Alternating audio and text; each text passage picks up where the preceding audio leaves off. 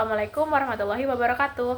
Perkenalkan, nama saya Alisa Rahmawati dengan NIM 240466001. Di sini saya akan menjelaskan mengenai Pergerakan Nasional Indonesia.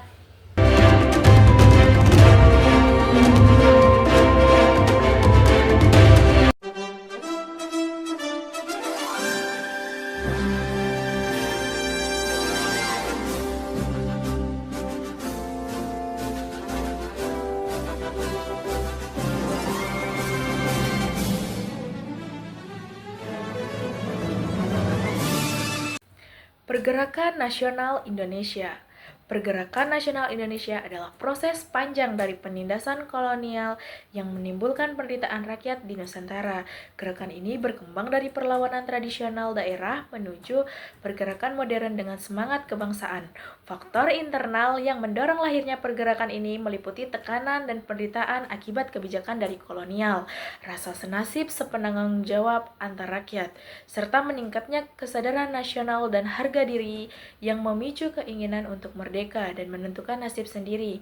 Kesadaran tersebut merupakan awal dari perjuangan kemerdekaan Indonesia. Politik balas budi atau politik etis. Siapa yang menyangka bahwa politik etis sebagai pembuka untuk pribumi melakukan pergerakan? Pendidikan pribumi bukan hanya melahirkan ras hormat pada Belanda, tetapi justru memercikan api nasionalisme. Pada masa penjajahan Belanda, politik balas budi adalah slogan dari penjajahan. Politik balas budi karena Belanda lolos dari kebangkrutan dengan kekayaan alam tanah jajahannya. Budi Utomo. Budi Utomo adalah organisasi pergerakan modern pertama yang ada di Indonesia. Istilah Budi yang berarti perangai atau tabiat, sedangkan Utomo yang berarti luhur. Jadi istilah Budi Utomo itu yang dimaksud oleh para pendirinya adalah perkumpulan yang berdasarkan atas keluhuran budi, kebaikan perangai atau tabiat. Organisasi Budi Utomo memiliki susunan pengurus yang lengkap dan tujuannya organisasi yang dituangkan secara jelas dalam anggaran dasar dan anggaran rumah tangga Budi Utomo. Serikat Islam. Serikat Islam merupakan perkumpulan kedua setelah Budi Utomo. Serikat Islam pertama bernama Serikat Dagang Islam atau SDI yang didirikan oleh Haji Samanuddin pada tahun 1905 yang bertujuan untuk menghimpun para pedagang muslim, terutama para pedagang batik, untuk bersaing dengan para pedagang besar seperti Tionghoa dan Cina. Namun pada tahun 1912 di bawah kepemimpinan Haji Umar Said Djokro-Aminoto, Serikat Dagang Islam berubah namanya menjadi Serikat Islam. Hal ini dilatar belakangi oleh keinginan untuk memperluas metode dan segmentasi basis dukungan untuk selanjutnya menggalang kekuatan sebuah perjuangan. Baik, yang selanjutnya ada Indis Party yang didirikan pada tanggal 25 Desember tahun 1912 di Bandung. Tujuan Indis Party yaitu membangun patriotisme semua Inders terhadap tanah air atas dasar kewarganegaraan untuk mempersiapkan kehidupan rakyat yang merdeka. Cita-cita Indis Party. Cita-cita Indis Party adalah menyatukan semua golongan yang ada di Indonesia demi kesatuan bangsa dan semangat nasionalisme Indonesia.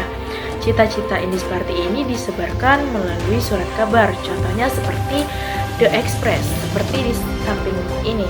Setelah ditolaknya pendaftaran status Badan Hukum Indis Party, Ki Hajar Dewantara pun ikut membentuk komite yang bernama Bumi Putra pada November 1913. Komite itu sekaligus sebagai komite tandingan dari komite perayaan 100 tahun kemerdekaan bangsa Belanda lolos dari penjajahan Prancis.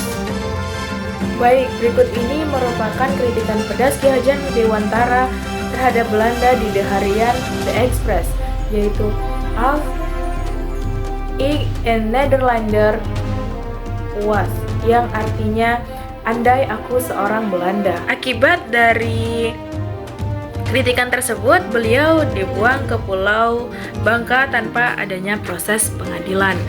Douwes Dekker dan Cipto Mangunkusumo membelanya sehingga hukuman tersebut diganti dan dibuang ke negeri Belanda.